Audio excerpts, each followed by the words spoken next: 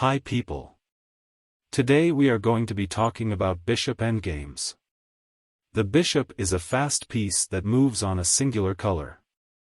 The color that it stands on determines if the bishop is a strong or weak piece. Here we have a rook pawn, a king and a bishop for white while black has only their king.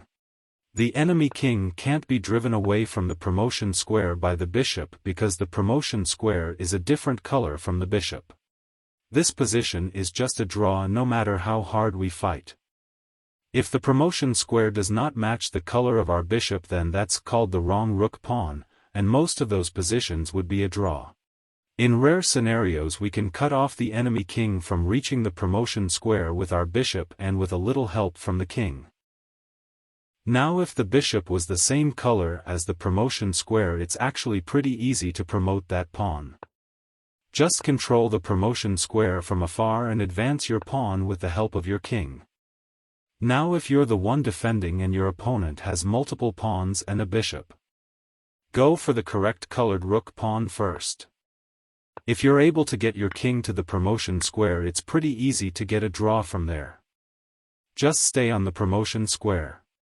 You can also create a wrong colored rook pawns to get a draw. Here you can see that black has to take because if they don't we get to promote. Now that they've taken we just have to run down to the promotion square and stay there. Unlike knights, bishops can stop a chain of pawns from advancing. Here if one pawn advances you can pick it right up. Bishops are better than knights at endgames when passed pawns are involved. You want to push your passed pawns, and bishops are great at doing that from afar as well as stopping our opponent's passed pawns. The bishop can see the promotion square for our pawn and the other side of the board to stop our opponent's pawn. The bishop doesn't have to move that much to control both sides of the board while the knight has to make multiple moves. Now when both players have a bishop and they're the opposite color, then they're called opposite colored bishops. It's easier to draw with opposite-colored bishops if you're down a pawn. You can easily place your bishop in front of their pawn. Your bishop won't be driven away by the enemy bishop.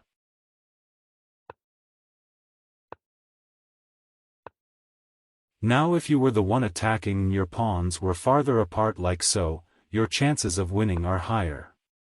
The king can't be at two places at once, so while one pawn may be stopped on one side of the board with the bishop and the help of the king, there is another pawn marching down the board. You can also sacrifice your bishop sometimes to create a wrong rook pawn to draw in these types of situations if you're the one defending. Now one last thing. Pawn, bishop and king for white. Black has their king and bishop. The bishops are on the same color. If your king is very close to the promotion square as well as your pawn, you can block the path to the promotion with your bishop like so and be able to promote. You can also trade off the bishops earlier on if they're the same color to get into a pawn endgame, if you're more confident with that.